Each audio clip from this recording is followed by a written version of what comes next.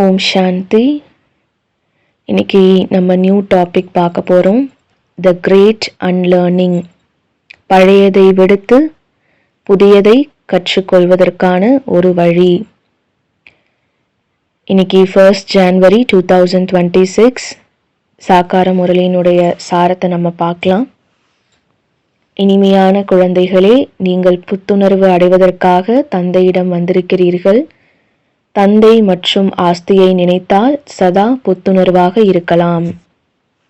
பாபா இன்னைக்கு முரளியில சொல்லியிருக்காரு, புத்துணர்ச்சி அப்படிங்கிறது எப்போ நமக்கு கிடைக்கும்? எப்போ நம்ம தூங்குறோமோ அப்போ புத்துணர்வா நம்ம ஃபீல் பண்றோம். ஏன் தூங்குறப்ப நமக்கு புத்துணர்ச்சி கிடைக்குது? ஏன்னா எந்த ஒரு எண்ணங்களும் இருக்காது. என்ன அலைகளினுடைய ஓட்டம், என்ன அலைகளினுடைய அந்த மோதல்கள் எதுவுமே நடக்காது. புத்துணர்ச்சி எப்போ ஏற்படும்? நம்ம எப்போ ரிலாக்ஸா இருக்கிறோமோ அப்போதான் அந்த புத்துணர்ச்சி ஏற்படும். உண்மையான ஆஸ்தி அப்படிங்கிறது ஆன்மீக சக்திகள்லையோ இல்லை சொர்க்கத்தினுடைய ஆஸ்தியோ கிடையாது.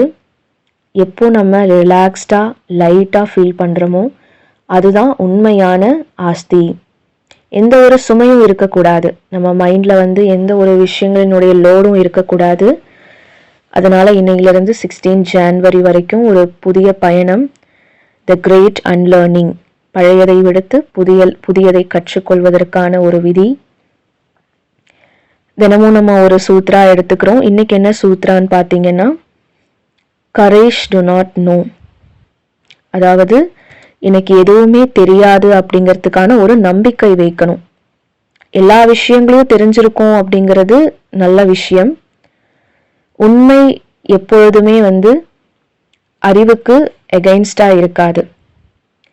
எல்லா விஷயமும் தெரிஞ்சுக்கிட்டோம்னா அதுல எந்த ஒரு ஆச்சரியத்தையும் நம்ம பார்க்க முடியாது. அது நமக்கு சில நேரங்கள்ல அகங்காரத்தை கொடுக்கும். எல்லாமே தெரிஞ்சவர் என்ன சொல்லுவாரு? எனக்கு இது தெரியும், நான் இதை புரிஞ்சுக்கிட்டேன், எனக்கு எல்லா விதமான அனுபவங்களும் என்கிட்ட இருக்கு, எனக்கு தெரிஞ்சுக்கக்கூடிய விஷயங்கள் எதுவுமே மீதம் கிடையாது, நான் உணரக்கூடிய விஷயம் எதுவுமே மீறி இல்லை. உண்மை அறிவுக்கான தடை கிடையாது.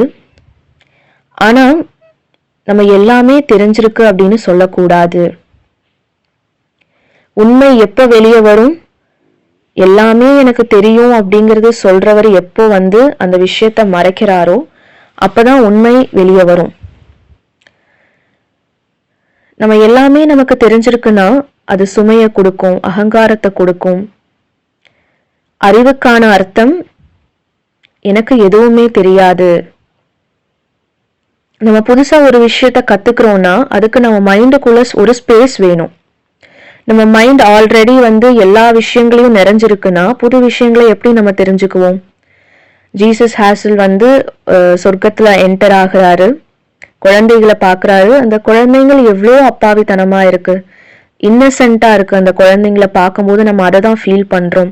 ஏன்னா அவங்களுக்குள்ள எந்த ஒரு கன்ஃபியூஷன்ஸ் கிடையாது. கேள்விகளுக்கான பதில் தேவையில்லை, உண்மை பொய்க்கான வித்தியாசம் இல்லை. அவங்களுக்கு இது அறிவு இது தவறு அப்படிங்கிறது எந்த ஒரு விஷயமுமே தெரியாது. முழுக்க முழுக்க இன்னசென்ஸ் மட்டுமே இருக்கு அந்த குழந்தைங்க கிட்ட. ஒரு படிச்சவர் இருக்காரு, ஒரு தத்துவ ஞானி இருக்காரு, அறிவு வாய்ந்த ஒரு பர்சன் இருக்காரு, ஒரு சயின்டிஸ்ட்.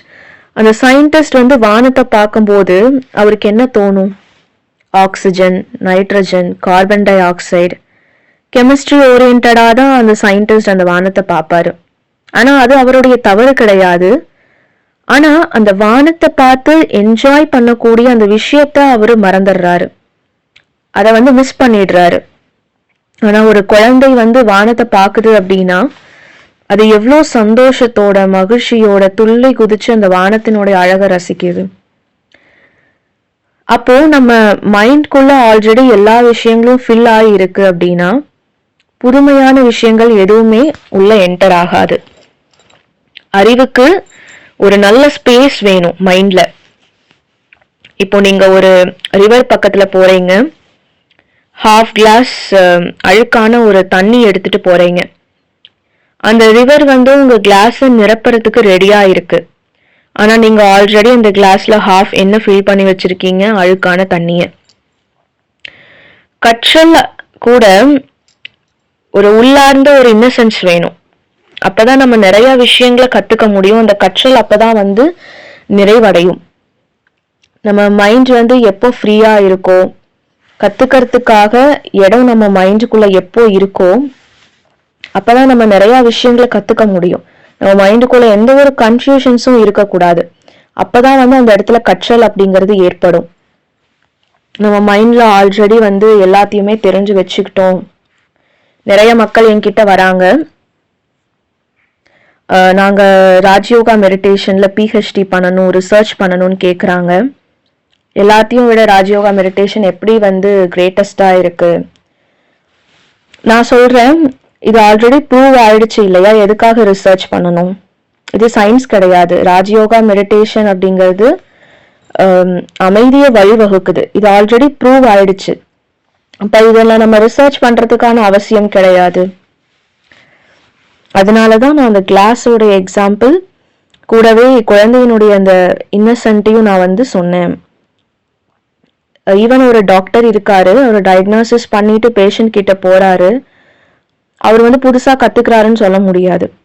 ஆனா இதுவே ஒரு புது டாக்டர் வராரு, எல்லா விஷயத்தையும் அப்சர்வ் பண்றாரு, ஃப்ரெஷ்ஷா அந்த பேஷண்ட் கிட்ட போய் பேசுறாரு, செக் பண்றாரு, ஒரு புது விஷயங்களை தெரிஞ்சுக்கிறாரு. அப்ப அவருக்குள்ள ஒரு புத்துணர்ச்சி இருக்கும், அவருக்குள்ள ஒரு மகிழ்ச்சியான ஒரு எண்ணங்கள் ஓடும். அப்ப உங்க டைரி எடுத்து எழுதுங்க, ஐ டோன்ட் நோ, எனக்கு தெரியாது. இதுக்கு அர்த்தம் வந்து எனக்கு எதுவுமே தெரியல, நான் பணிவா இருக்கேன், இல்ல எனக்கு எல்லாமே தெரிஞ்சிருக்கு அப்படிங்கிற விஷயம் கிடையாது. இது வந்து இது ஒரு விதமான சுதந்திரம், எனக்கு எதுவுமே தெரியல அப்படின்னு சொல்றது. அப்போ நம்ம மனசுக்குள்ள நல்ல நல்ல விஷயங்களை, புதுமையான விஷயங்களை ஃபில் பண்றதுக்கு நம்ம மனசு எப்பவுமே காலியா இருக்கணும். நமக்குள்ள ஒரு தைரியம் இருக்கணும். எனக்கு எதுவுமே தெரியாது அப்படின்னு நினைக்கக்கூடிய, சொல்லக்கூடிய அந்த தைரியம் வைக்கும் போதுதான் இந்த குழந்தையினுடைய இன்னசென்ட் நமக்குள்ள எப்போ இருக்கோ அப்போதான் வந்து எல்லா விஷயங்களையும் நம்ம தெரிஞ்சுக்க முடியும். எனக்கு முரளி தெரியும், நான் முரளி படிச்சிருக்கேன், எனக்கு இது தெரியும், அது தெரியும், நான் சீனியர், எனக்கு நிறைய எக்ஸ்பீரியன்ஸ் இருக்கு, இந்த மாதிரி விஷயங்கள் மனசுக்குள்ள இருக்கும் போது அப்ப மனசுக்குள்ள புதுமையான விஷயங்கள் எப்படி உள்ள நுழையும்? புதுமைக்கு தேவையானது ஏற்றுக்கொள்ளக்கூடிய சக்தி. உண்மையான அறிவு எப்ப வரும்? நம்ம எப்போ எனக்கு எதுவுமே தெரியாது அப்படிங்கிற ஒரு தைரியம் வைக்கிறோமோ அப்பதான் வந்து உண்மையான அறிவு நமக்குள்ள கிடைக்கும். நீங்க ஒருத்தங்களினுடைய அறியாமையையும் அப்பாவித்தனத்தையும் நீங்க ஏத்துக்கிறீங்க. ஒரு பர்சனை மீட் பண்றீங்க, எனக்கு இவரை பத்தி தெரியும், ஒரு புக் படிக்கிறீங்க, ஒரு தத்துவத்துக்கு வர்றீங்க, ஒரு செஷன் அட்டென்ட் பண்றீங்க, நீங்க அவ்வளோ புத்துணர்ச்சியா ஃபீல் பண்றீங்க. இது வந்து பாவங்கள் கிடையாது. ஆனா சில ஆப்பர்ச்சுனிட்டிஸை நீங்க மிஸ் பண்ணிட்டீங்க.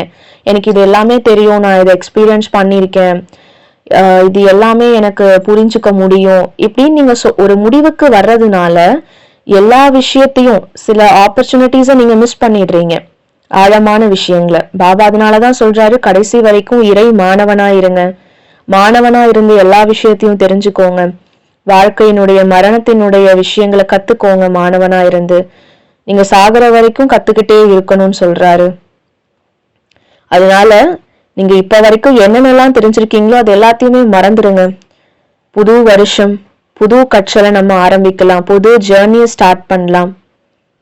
இது எனக்கு ஞாபகம் இருக்கு, இது எனக்கு ஞாபகம் இருக்கு நம்ம சொல்ல வேண்டாம். அப்போ ஒவ்வொரு விஷயத்தையும் நம்ம மைண்டுக்குள்ள வந்து வச்சுக்கும் போது மைண்ட் டயர்ட் ஆயிடும்.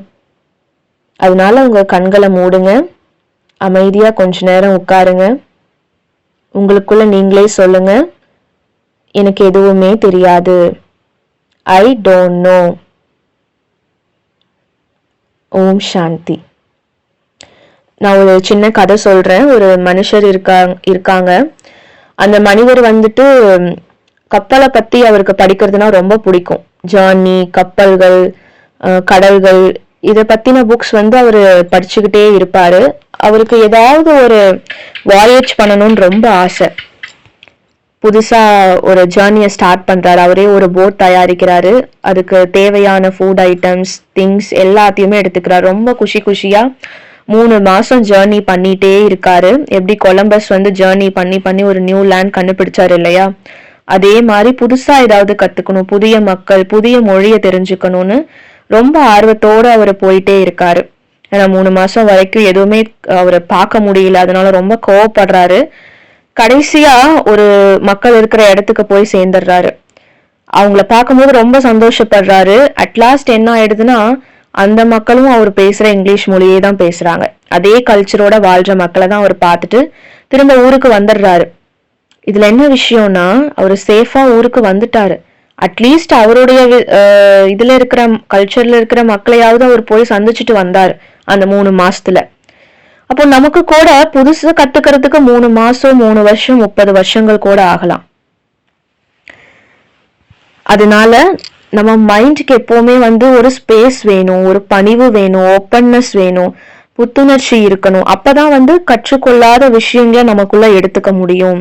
நீங்க ஒரு கடல் கிட்ட போறீங்க, அந்த கடலினுடைய ஆழத்தை, அதனுடைய தாக்கத்தை, அதனுடைய அழகை ரசிக்கணும்னா உங்களுக்கு அதை பத்தி தெரியாம இருந்தா மட்டும்தான் அதை நீங்க புத்துணர்ச்சி அடைஞ்சிட்டு வர முடியும்.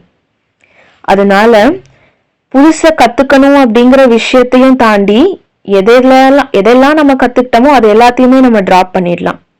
நமக்கு கத்துக்கணும் அப்படிங்கிற ஒரு வேகம் இருக்கணும், ஆசை இருக்கணும்.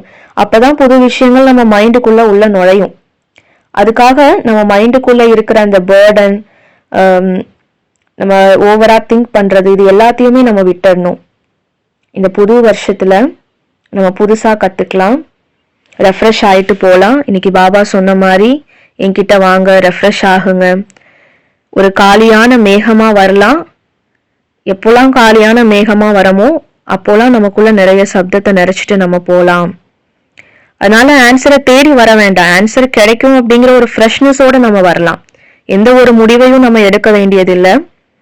லாஸ்ட் நைட் நீங்க மழை பெய்யறத பாக்குறீங்க, நேச்சர் அப்படியே ரசிங்க, அந்த மரங்களை பாருங்க, பூக்களை பாருங்க. இதுக்கு நம்ம தெரிஞ்சிருக்கணும் அப்படிங்கிறது கிடையாது. சோ நம்ம புதுமையான ஒரு உணர்தல், புதுமையான ஒரு கற்றல் இருக்கட்டும், புதுமையான பயணம், புதுமையான நம்பிக்கைகள், புதுமையான கனவுகள், புதுமையான பார்வைகள், புதுமையான கண்டுபிடிப்பு, புதுமையான எண்ணங்கள், புதுமையான கனவுகள், எல்லாமே புதுமையானதா இருக்கட்டும். இன்னையில இருந்து கத்துக்கிறதுக்கான ஒரு பிகினிங் நம்ம கொண்டுட்டு வரலாம். அதுக்கு என்ன தேவை? குழந்தைய போல எனக்கு எதுவுமே தெரியாம ஒரு இன்னசென்ட் மைண்ட் வேணும். எனக்கு எதுவுமே தெரியல அப்படிங்கிற ஒரு தைரியம் நமக்குள்ள கொண்டுட்டு வரணும். எப்போ நான் சீனியர் அப்படிங்கிறது இருக்கோ அப்போ அந்த சீனியாரிட்டியினுடைய அகங்காரம் எல்லாத்தையுமே தகர்த்தெறிஞ்சிரும். அந்த அகங்காரம் என்ன பண்ணும்? கடைசியில சீனியாரிட்டியே தகர்த்தெறிஞ்சிரும். அதனால எல்லா விஷயத்தையும் அன்போட நம்ம முன்னோக்கி கொண்டுட்டு போலாம். தி கிரேட் அன்லேர்னிங், பழையதை விடுத்து புதியதை கற்றுக்கொள்ளுதல். இதுக்கு நம்ம ஃப்ரெஷ்ஷான ஒரு ஏரை சுவாசிக்கலாம், மைண்டை பிளாங்கா வச்சுக்கலாம், எண்ணங்களுக்கு முற்றுப்புள்ளி வைக்கலாம், புதிய நடைய உருவாக்குங்க, உங்களுடைய தடைகளை தகர்த்தெறிங்க, 0 பாயிண்ட்ல இருந்து எல்லா விஷயங்களையும் ஸ்டார்ட் பண்ணுங்க. இப்ப சொன்ன இந்த வரிகளை 2-3 தடவை நீங்க நினைச்சிட்டே இருங்க. நேத்தினுடைய விஷயம், நேற்றினுடைய அனுபவம் எல்லாத்தையுமே மறந்துருங்க. ஒரு புதிய ஒளி, புதிய ஸ்பார்க் நமக்குள்ள கொண்டுட்டு வரலாம், புத்துணர்ச்சி அடையலாம். எல்லாத்தையுமே அதனுடைய ஃப்ளோல நம்ம அப்படியே விட்டுடலாம். எதுவுமே நான் கத்துக்கல, எல்லாத்தையுமே நான் புதுசா கத்துக்க போறேன் அப்படிங்கிற ஒரு எண்ணம் வைக்கலாம். நான் முன்னாடியே சொன்ன மாதிரி அறிவுக்கு எந்த ஒரு பிளாக்கும் கிடையாது. அந்த அறிவினுடைய அந்த ஆச்சரியத்தை நம்ம உணரணும் அப்படின்னா நமக்கு எதுவுமே தெரியக்கூடாது. அன்லேர்னிங் மைண்டா நமக்குள்ள இருக்கணும்.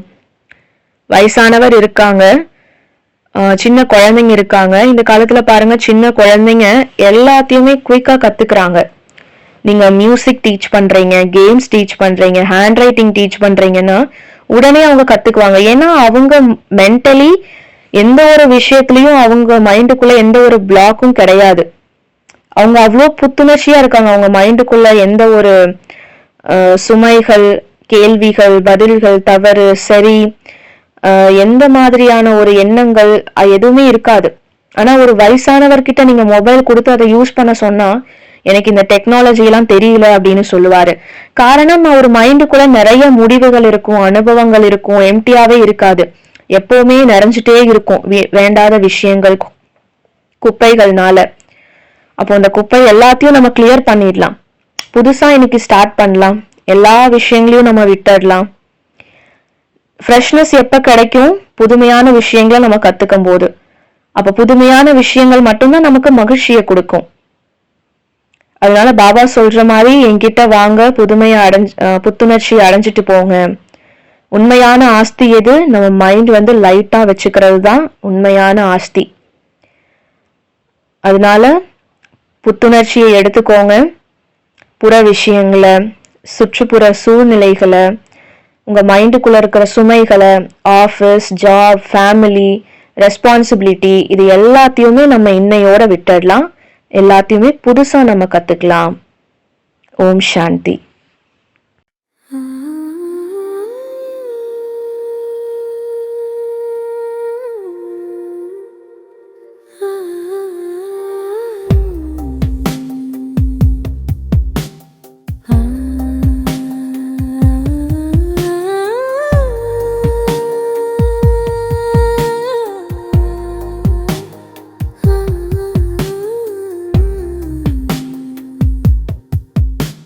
மரபில் பிறக்கும் ஆத்ம ஒளி, மரபில் பிறக்கும் ஆத்ம ஒளி, மரபில் பிறக்கும் ஆத்ம ஒளி, மரபில் பிறக்கும் ஆத்ம ஒளி. மௌனமே என் வழி, தேக நினைவு கரையும் போது பாபா நினைவே சுடரொளி. மரபில் பிறக்கும் ஆத்ம ஒளி, சாந்தி